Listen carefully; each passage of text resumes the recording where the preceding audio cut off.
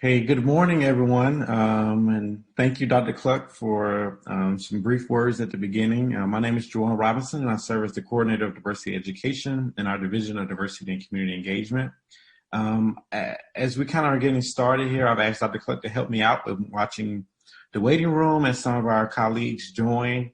That way everyone can get in. As you all know, Zoom is it's kind of fun to navigate when you're presenting, watching the chat, and also trying to watch the participant part as well. So I've gotten a little bit better at it over time, but I do appreciate a little help when I can. And so I understand our conversation today, and I do kind of really appreciate the kind of numbers that we have that I think hopefully some of you all, or a lot of you all, will feel comfortable in kind of responding to maybe some of the questions I have, either via chat or feeling free to unmute or unmute your audio and providing response to the group. Because I think it's important to have conversations around these topics. Community becomes extremely important in supporting our feelings of imposter syndrome, which we'll define, we'll name, and we'll talk about together. So as far as our outcomes today, we're going to do some reflection. We're going to review the concept, and I'm going to help us identify some strategies. And I think the graduate school has done a really great job of having this conversation and then offering the conversation that the counseling center is going to lead.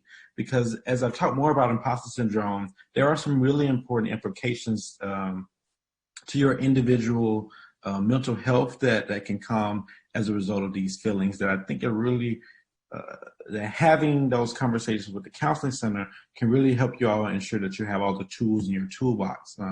I try to really, I think, value and appreciate expertise where it is. I do. So I want to offer some strategies as far as your day-to-day things. And I think their strategies are going to really focus on what is it, how can I process this? How can I deal with this internally as a person, as an individual? How can I give myself affirmations when I need them? And all those strategies that their expertise will lend up to. So I think I'll be helpful, and that'll be a really good segue to your next conversation. So again, thank you all for having me, and I'll go ahead and start jumping into the information. And at any moment, you can use the chat. I know people sometimes feel rude or awkward just unmuting and going at it, but I don't mind. I tell people all the time, I'm not easily offended. So if you want to unmute and ask a question or say, hey, can you talk about this more? I feel really comfortable with that. I have the chat pulled up and I'll monitor that. But one thing I think you just for consideration, the chat can get a little busy sometimes. And so I try my best to kind of monitor it, but I might need to take a few seconds to read. So sometimes unmuting and just speaking is a little bit more helpful as far as just getting it out there. But with all that said, I'll go ahead and start getting into some of our information. And I think it's important to start with some reflection. And the first, I think I want us to think about when you're in a classroom, and of course our classrooms right now don't look like this because we're navigating a pandemic that we're trying to prioritize our health and safety. And so many of us are having our classes online, but think about your traditional or previous classroom experiences. And when you're in that classroom and maybe there's a discussion or maybe there's an assignment, maybe there's a call and response, the professor is asking you for something and you're processing that information, right? You're looking at that environment, you're watching others around you and you're navigating that environment in that one moment. I want y'all to think about what are the things that come to your mind, right? What are those things that immediately come to your mind when you think about that classroom environment? Understanding that some of us are on both sides of that equation, particularly as grad students, you are both the learner and the instructor in some cases. And so I think this question is relevant to both sides of that experience. So what are some of the things that, when you think about the classroom, let's try to use adjectives. What are some of the adjectives that come to your mind immediately when you think about the classroom environment from your experience?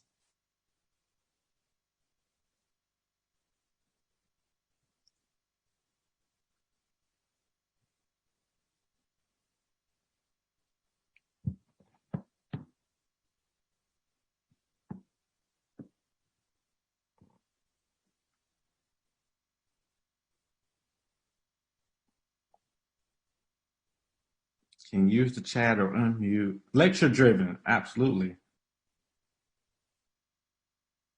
What are some others?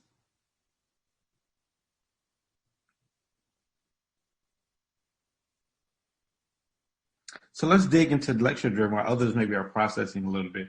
Lecture driven can be one of those things that really help us, that can really, I think is a really good example for us to reflect on a little bit, because one thing about lecturing is that, particularly in our experience, it presents the instructor as the kind of all-knowing knowledge holder that is delivering that knowledge to the group. That is, I'm going to lecture, I'm going to stand in front, and I have all this knowledge that I'm now going to present to you all for you to digest. It's very one way in this transaction.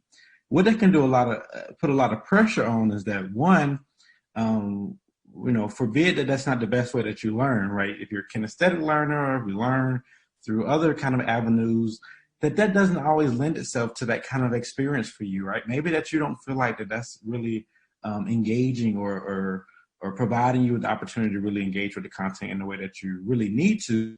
And on the other side of that, the other challenge is that maybe you don't feel like that you see yourself in that, right? You don't see yourself in this environment in that way. And the other side, that once you become the person who is delivering content as the instructor, you feel that pressure of having to deliver that information with the smoothness and the knowledge and the information that you've had your faculty do before you. We sometimes think that that's kind of a flip that you just can switch, or that just happens automatically.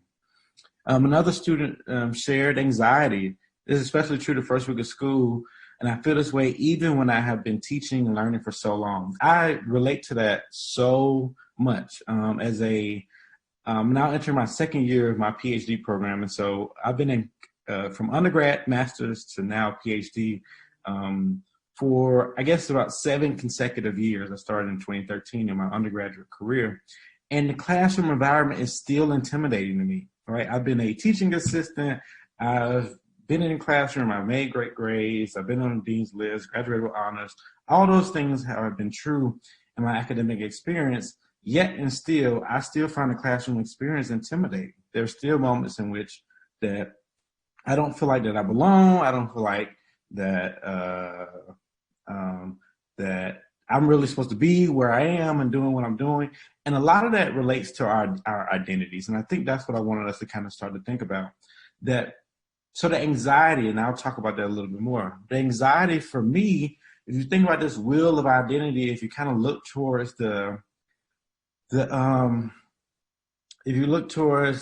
education and parental status, particularly for me, I'm a first-generation college student, and so no one else in my family has even a bachelor's degree or have attended college. As far as my parents and grandparents haven't attended college, and so I come from a very working-class background, and so much of my college experience is like, for me, it seemed like trial by fire. I've had to come on campuses and learn and navigate processes for the first time, and a part of that I've had to then impart that knowledge on other members of my family who have decided to go on in the process after me. And economic status plays a huge part in that, is that I have to take this college process so seriously, because there's a huge economic investment in, not just from me, but from my family in this process. And so that kind of relief that some might feel because they don't have that working class background, or they have family members who've navigated these processes, don't maybe have that anxiety in the same way. And I'm not trying to, I'm using that as an example to talk about my own experience. I would love to hear, what are some of these identities that come up for you all? If you think about the lecture-driven classroom environment, for students with certain disabilities, right, whether intellectual or physical in some way, that traditional lecture-driven instruction doesn't really play that very well. And it's really easy to enter that environment to become a really anxious and in some ways damaging experience for those individuals. So what are some of the identities that kind of show up for you all? In my PhD program, I'm the only, I was until this semester, the only Black male in that program. And that was something I was conscious of every time we gathered as a group. not just as a individual, as a person, but as a scholar. It can be sometimes isolating to think that, these issues that you want to study that are related to your experience are only something that maybe just you are interested in. Now having someone that you can relate to that has similar interests, similar background, is a really relieving experience. And so certainly for me, race and ethnicity and economic status and education and parental status all kind of play a part in kind of what I think about in my education experience. Age as well, but I'm just a touch younger. I actually have some younger classmates in my graduate program. As far as my career in my office, I'm typically a good bit younger than everyone I'm interacting with, and I feel that, right? I often feel that when I'm in those environments. So we have one person say age, absolutely. So what are some others? In college, I think we're really needing to move away from this traditional college age language. I think that language is very damaging in our perceptions of who's on our campuses, because in reality, that really doesn't capture our student populations as well as people think. So age, absolutely. What are some other ones? Thinking styles. Yes, sometimes you think your thoughts are so off from everyone else. Absolutely. And I think that can come from a lot of times we process information differently because we have a different background, because we have different experiences. You have some groups and some people talk about the importance of diversity in thought. Well, I always talk about that diversity of thought usually comes from a diversity in perceptions, and diversity in perceptions come from a diversity of experience, right? That you think differently because you've seen differently, you've done differently, you see the world, you see problems, you see issues from a different language. And you would think in graduate education, we would be really good at supporting these kind of different ideas and supporting people coming from different angles. But I think we can do a lot better. The classroom environment is supposed to be a very liberating experience for these thoughts and ideas, but that's definitely not always the case. And students feel that when they feel very constrained intellectually in that way. And communication style, right? So thinking, communication, then execution. And so how you might approach a problem, how you might work with others is different, but we have to value that difference, and we don't enough. We have to value that difference as an opportunity to find a solution that works for everybody, right? To find a process that includes and involves everybody. Sometimes we think there's only one path forward, and there's always many, right? And a part of, again, what I think graduate education is supposed to do is to expose us to many paths forward in ways that our undergrad degree can't, just because of the nature of that experience. What are some others? I think this is really great. And what does military stand out? Or do we have people that are working full time and are also in school? Belief systems. What about work background or family and work life? Being a single parent, absolutely. Absolutely. And how many times do we not make an assumption or make assumptions of parenthood that don't take into account the responsibilities that people have beyond just their academic program and experience? I think one of the important reflections that I've heard many others make during this pandemic and going to this very remote learning environment is that those lines have become so unblurred that I always talk about, we'll be in our team meetings or staff meetings, and we'll see some of our colleagues' kids run across the screen. That is very abstract, knowing that your colleagues were parents, and then to see it, right, very much right in their living room, right in their dining room, right in their lives, has blurred those lines, and has made you, I think, us a lot more conscious of that life isn't super easy, and people are bringing their full selves into these environments in ways that have to be supported, have to be recognized. And sometimes you can feel like that because I have this difference to everybody else, this is constraining, this is holding me back. And it should be an asset. We have to be really asset minded And this is where imposter syndrome really comes from, is that we don't get those messages that make us feel like that this identity, this part of who we are, is an asset in this experience. Work experience is definitely an upper hand. You have an opportunity to apply what you're actively learning, as opposed to someone who may not have the same opportunity. And I think the other thing is that, how can we start to be more appreciative of the variety of work experiences people have and working to make those relevant? And so sometimes in the classroom, what we would think is that if you're not doing something exactly like this or exactly like that, then we really need to we need to think about what is the experiences that you do have. So oftentimes, when we think about ideas of resiliency, for example, what the traditional academic mindset might say is that, okay, students who are resilient might tell a story about how they wanted to fail, they were struggling with a test and they went to tutor and they went to office hours and they were resilient. They found information. Resiliency in my life has looked a lot like, my single mother went to work before I ever woke up to go to school. And so oftentimes I would have to make sure I got dressed and missed the bus, did all the responsibilities that I needed to do throughout high school.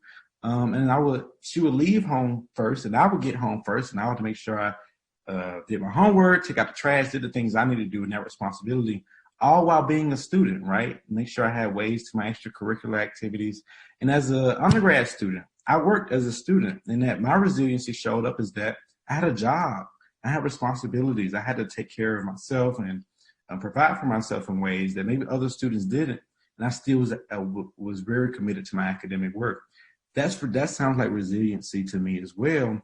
We don't often appreciate those experiences, and so how do we bring out all those things and make them relevant and powerful to our in our academic lives? Graduate program lack work experience, therefore don't have the same ability to contribute. I can't draw from my working experience to relate to my classmates who have lots of relative experience.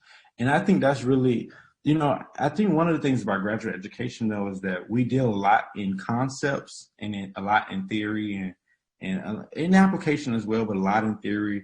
And what we can do is theorize, right? We can theorize to try to understand. And again, we can take some of those other experiences that we do have and try to relate them in some way. So maybe it hasn't looked like the traditional path or the more common path amongst your classmates, but because you may have different experience, right, or different lens, there's still value to that you might have like this different idea or this different perception based on what you have experienced, and they have this experience in the space, in a setting that is maybe more common. And when you combine those two, you can kind of get some innovative and new ideas. And what we have to do, I think, and I say this maybe from a more instructional standpoint, in a peer standpoint, is to appreciate what people are bringing to the table, right? And one of the things I'll continue to say in this conversation, you're admitted to your program for a reason, right? Your program know what experience you had or didn't have, and yet you were still admitted, and yet you're still in your program, and yet you're still going to receive a graduate degree from this university. So I say that to say, we sometimes think about what we lack or what we don't have, instead of thinking about everything that we do have was more than good enough for us to get us into this room. And now that we're here, how do we bring that stuff with us? How do we bring the stuff that people have already reviewed and said, sure, come on in? And how do we bring it into the classroom environment and think about it from an asset standpoint? So I really appreciate you all indulging this kind of part of this presentation, because I've tried not to deal too much with the actual concept of imposter syndrome yet, but instead to try to get us to think about identity, right? Because imposter syndrome is a function of our identities, right? You can't really get to that place without first understanding kind of how you've gotten there, what's your journey, who you are as a person, as an individual. And so when we work on understanding imposter syndrome, there's a couple of other concepts that I want you all to kind of understand. And the first being stereotype threat. So remember what I just said about identity, that we all hold identities, and particularly for those underrepresented or marginalized identities that we hold, there's stereotypes associated with them. So one of the things that I often deal with is, as a Black man, how do I be passionate? How do I be direct? How do I be clear? And how do I be a self-assured without being angry, without being aggressive, without creating some form of fear, right? That's an example of stereotype threat, that I know what the world says about people like me, and how do I combat that energy and that idea. The challenge with that is that as an underrepresented student, as an underrepresented individual, I'm often processing all of that in that time, in that moment. You think about this as like for women in STEM field, right? You're not only do you know the stereotypes about women in this area, and then you might be the only one in the classroom, right? You might be the only woman in the space. You might be the only person of color in the space, particularly Black and Hispanic individuals in those spaces. And how do you still try to overwrite? So we don't think about resiliency in this way, but what you're really having to do is overcome all these things that are happening in your mind. And oftentimes we're processing these implicit stereotypes that are playing in our mind before we contribute in class. Like, so thinking about the example that Zoe offered earlier about thinking styles, like, okay, if I feel like I'm so far off base of everyone else, is this a result of, are they going to think that I just don't get it, right? Are they going to think that if I offer something or if I share something, am I going to stand out, right? I already stand out maybe identity-wise. Is this going to make it seem like I really don't belong in this space? So the other concept is climate, and I'll just do a quick plug. We recently did a campus climate study on last year that tried to help us understand the experiences of people on our campus. And as you can see, the definition of attitudes, behaviors, and standards administrated on students concerning level of respect, right? And so we did a study to try to understand that. And our consultants produced about a 200 and something page report. They're going to do about an hour and a half presentation, which includes the chancellor who will be speaking as well about those results and what it means for our campus on next Tuesday. So if you haven't registered, please visit yourvoice.olemiss.edu to register and participate in that presentation.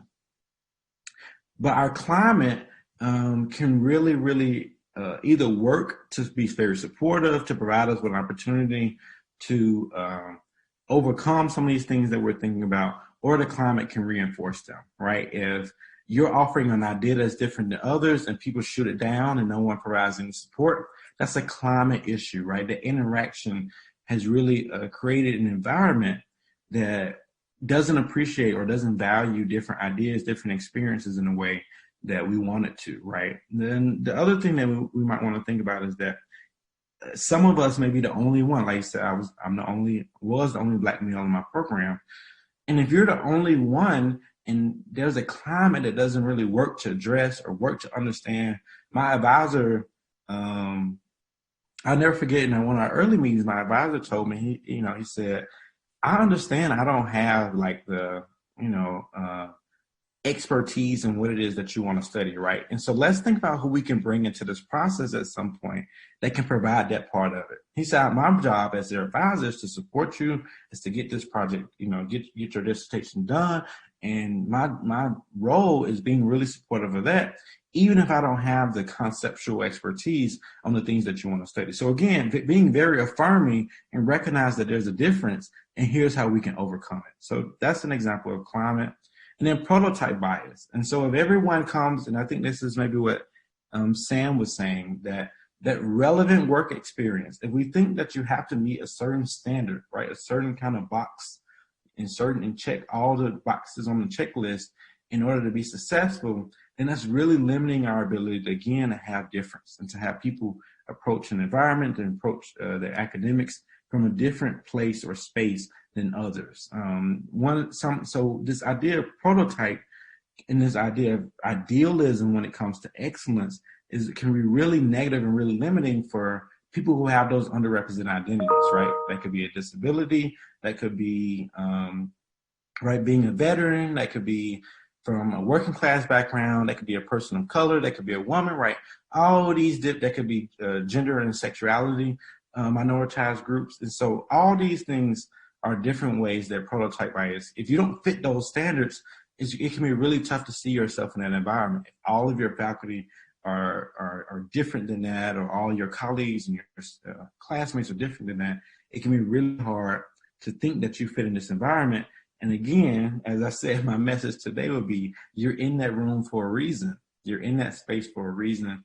And we will have to think about how do we counteract those things. And so again, so then let's work now from a really tangible definition of imposter syndrome. So I've talked about all these relevant concepts that are kind of at play. And then when we talk specifically about imposter syndrome, we're talking about the psychological phenomenon that reflects a belief that you're inadequate or incompetent despite evidence that indicates otherwise. And let me say this last part again, despite evidence that indicates otherwise. Because again, you would not be where you are, you would not be a part of your graduate education if you weren't good enough, right? If you didn't have the skills and experiences that were needed to be successful. So there's an article that kind of outlines the different types of imposter syndrome, one of which is perfectionism. So over preparation, right? So if you're on the instructor side, you're over preparing lecture notes and you're over preparing, you're trying to script every part of the conversation so you can hit every note possible. You're preparing for meetings with your advisor, you're preparing, right? You're over preparing for every single thing that happens because you don't want to show any cracks or any chinks in that armor, because you might think that they're going to catch on to me, right? They're going to realize that I don't quite, right? I might know something that, I might not know everything that they think I know, or they're going to think I'm a fraud or any of those things. And perfectionism is kind of our coping mechanism to navigate that. Being super, and I want to apologize that language is there. Let's say super person, right? Trying to be super person in a way that you're saying yes to everything. You're taking on every opportunity. You're going to say yes to this, working on this project, and yes to working on this publication, and yes being on this committee, and yes to being on this board, because you cannot, if you say no, right, or people are going to say that they don't belong, or they aren't helpful, or whatever. You overextending yourself to try to continue to prove to everybody that you belong. And I'll harp on this super person concept and this perfectionist concept, particularly when it comes to for those that are interested in faculty careers, because that doesn't leave, right? So you have to really learn to navigate and I think really support yourself in a way that you can try to overcome these concepts. Because one of the things that research points to is that part of the reason that women and people of color might produce fewer publications is because they're working, particularly if you're studying topics that are critiques of the field, or like or more social issues based.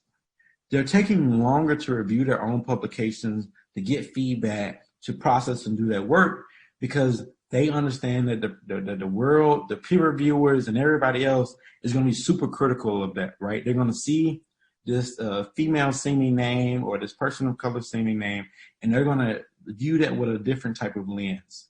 Or the super person concept, as an assistant professor or tenure track faculty, you might get asked to be on all the committees, particularly if you have those underrepresented identities, and you feel like you have to say yes, despite the fact that you know that those committees aren't going to be really what supports you in that process.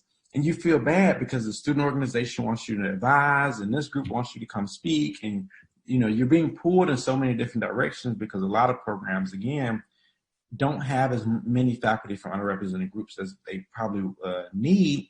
And so you're being pulled in so many different directions, and you feel like you can't say no to that.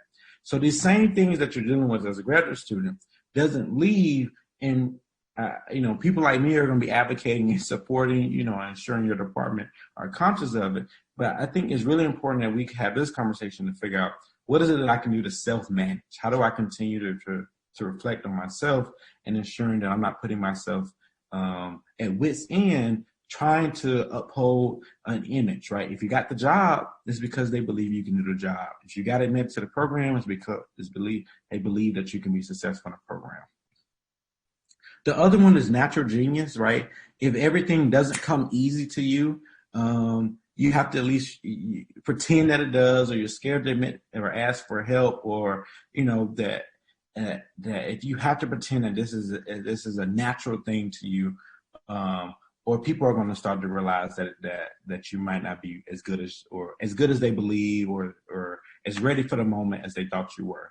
Soloists, that you have to do it alone, can't ask for help.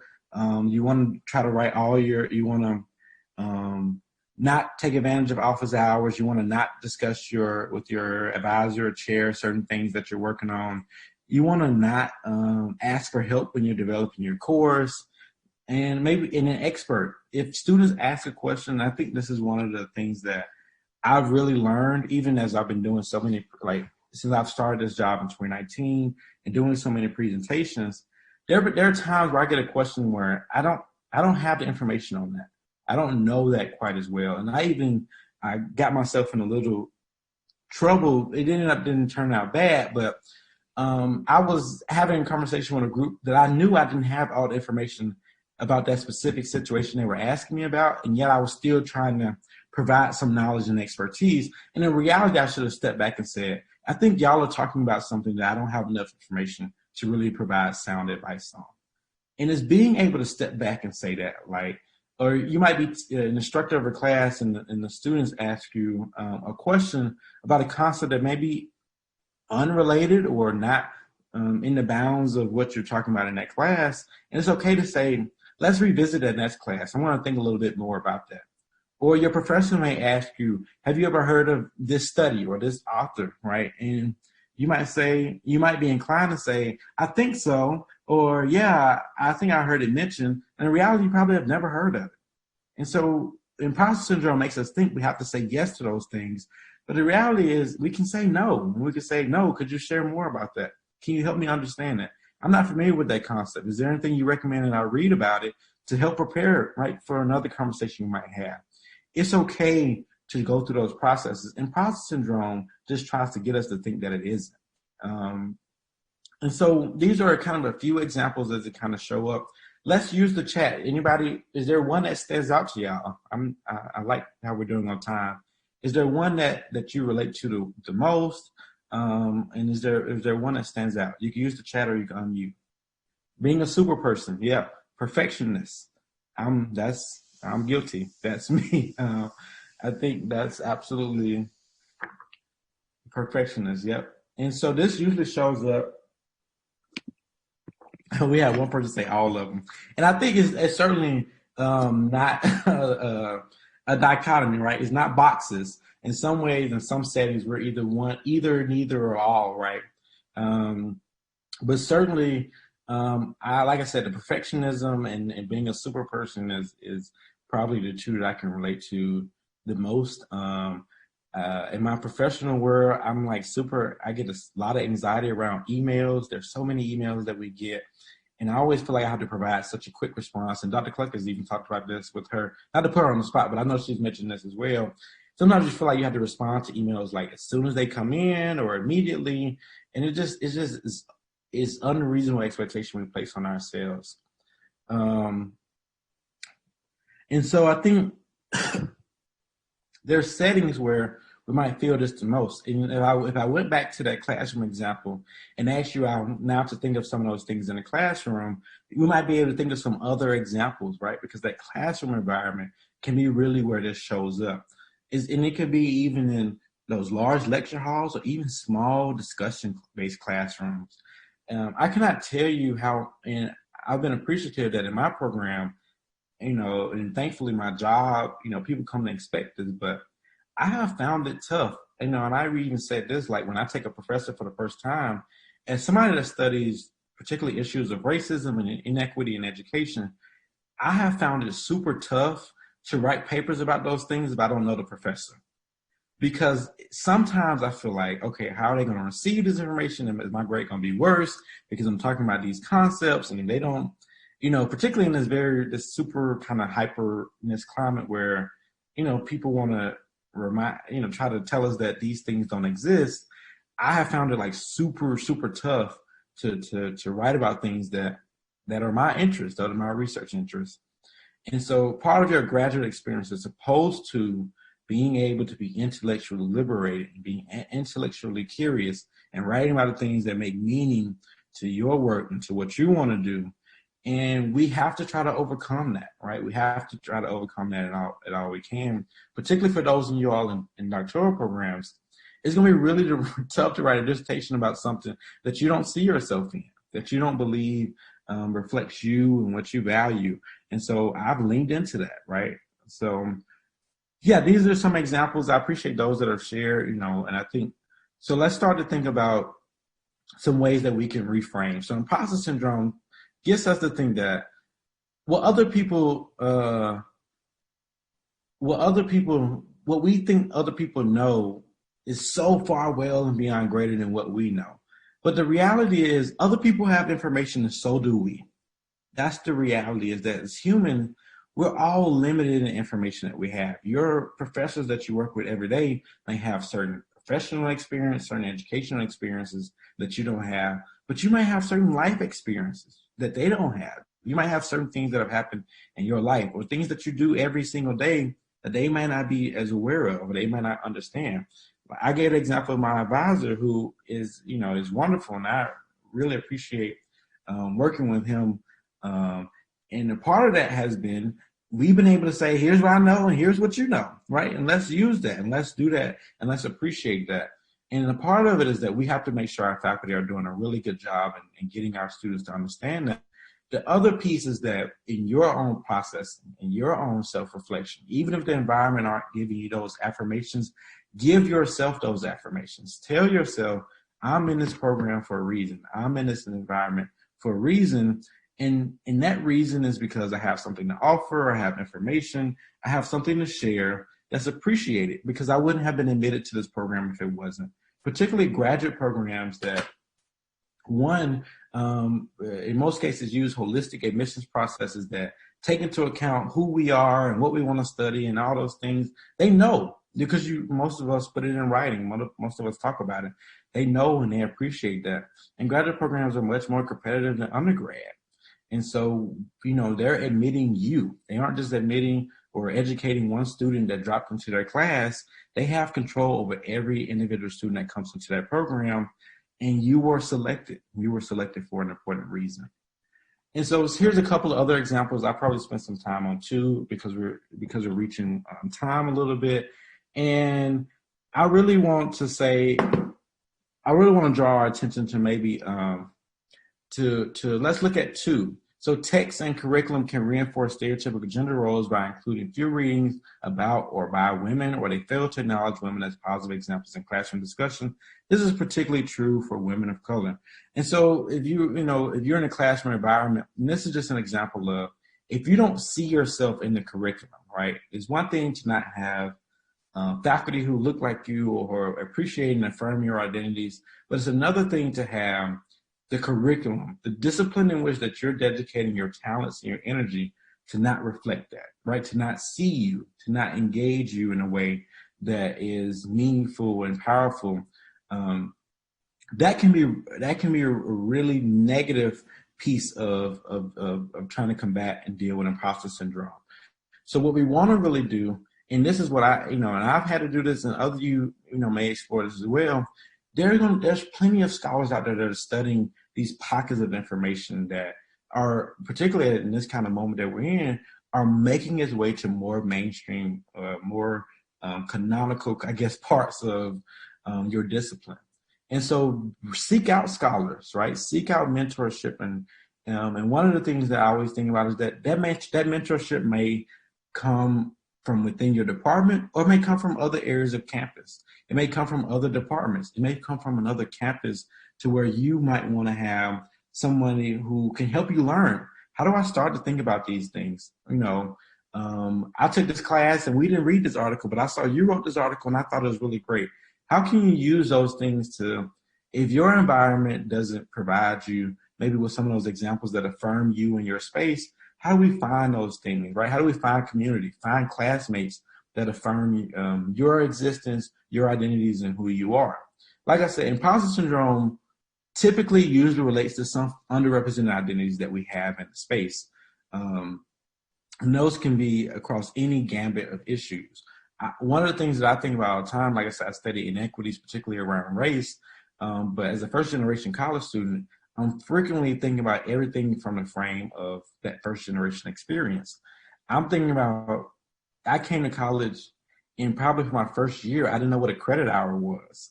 And I came to college and I had a $4,000 balance on my account because I did the FAFSA wrong. Like, and so every time I go into financial aid, I have that experience, I have that mental experience of, I had that negative experience the first time I ever tried to do this. And so all those are part of who we are and our experience. And those are all things that we're kind of navigating and dealing with. And in spite, right? Or because of all those things, we're still finding ourselves in these rooms, in these spaces. And so start to think of those things as assets. Start to think of those things as an opportunity to really offer something that may be unique or different to a space. That's going to be really a huge different. The more you can lean into that and appreciate it and value it within yourself, even in the environment isn't doing that in a really powerful way, is our campus's responsibility to make environments where we're valuing these different perspectives that students bring to the classroom. I think that's the purpose of learning and education, is to involve and include those different perspectives. But affirm yourself, right? Even before, if it's a tough class, even before you get in class, say, I have read, I know what I'm talking about. I think this is a really good idea. Even if other people may not perceive it in the same way, I think it's an important perception, right? And that can be really liberating. Again, I keep talking about this liberation because there's actually theoretical pedagogy around liberation that I think is really powerful when we have these conversations. And so this concept of liberation really is freeing, not just of yourself, but then to also work to provide that environment for others. And so finding community and finding resources are really helpful.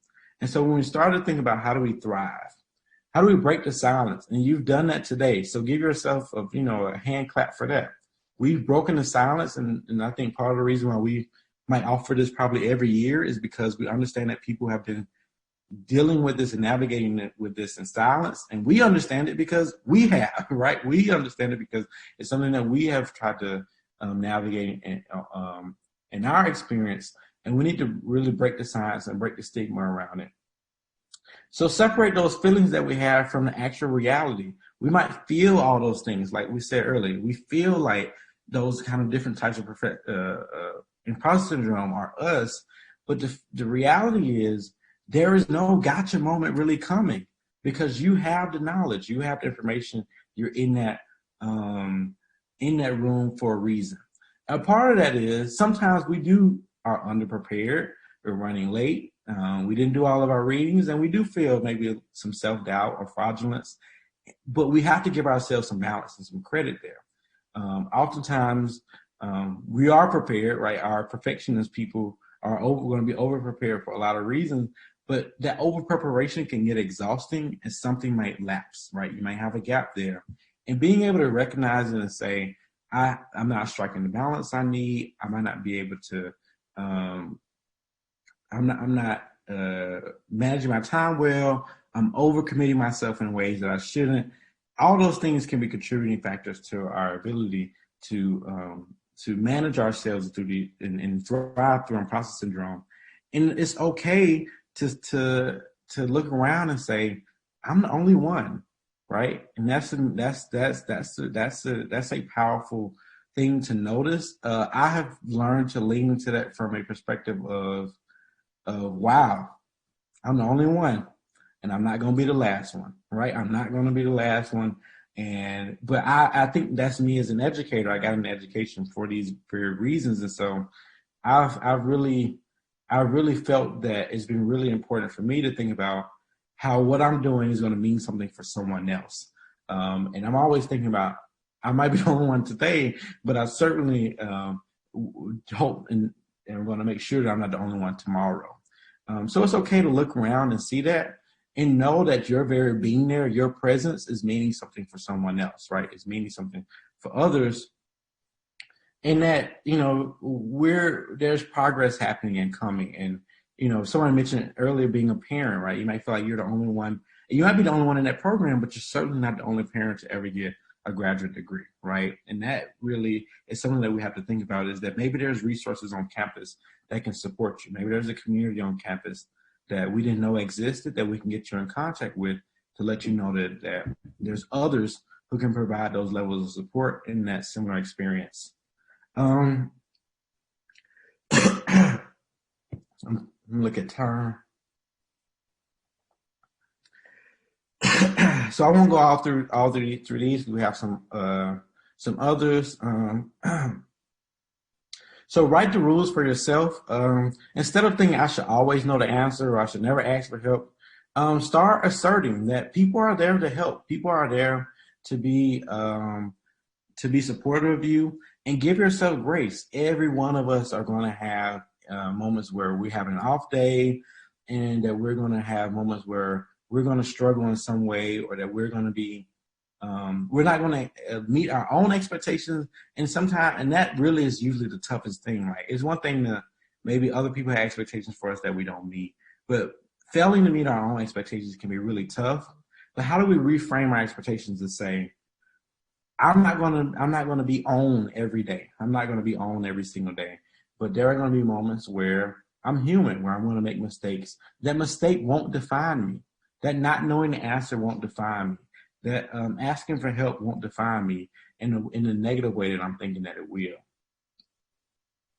Let's think about rewarding yourself. How do we break the cycle of dismissing your own feelings?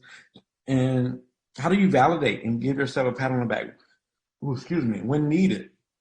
Look at yourself and say, look how far I've made it. Look how far I've come. Look at what I've done. Sure, there's a lot of work to be ahead. And sometimes another thing that I can certainly relate to is saying, one thing that, Mom, when we talk she's always like, look at what you've done. Oh, this is great. And I'm like, for me, this seems like we're still in the prologue. Like, right. There's so much more for me I feel like I need to do. But we all have to stop and give ourselves more grace in rewarding our journey, where we are. Even if you look back on the semester and say, I was holding back from participating in class because I feel like I didn't have anything to contribute. If you look back on the semester and say, wow, I offered a different idea 3 different times this semester, I can think about it and remember when I did that. Or this class has been really tough and I asked for help and now it's much better for me. Use that reflection and reward yourself to continue to do things that are going to help you navigate this in a way that helps you be successful as a student and successful ultimately in whatever career that we decide. I always talk about in hiring processes, we hire in a way that like people have to feel like when they come into a job, they have to know every single thing about that job because they were hired to do it. But the reality is, if you knew every single thing about that job, you probably would have already had it. Like, you probably would have had the job some time ago, or you're already doing it in some way. There are going to be nuances and things that you don't know, that you understand, that you have to learn. And as learners, right, we're all getting graduate degrees. We have to appreciate and connect to learning processes.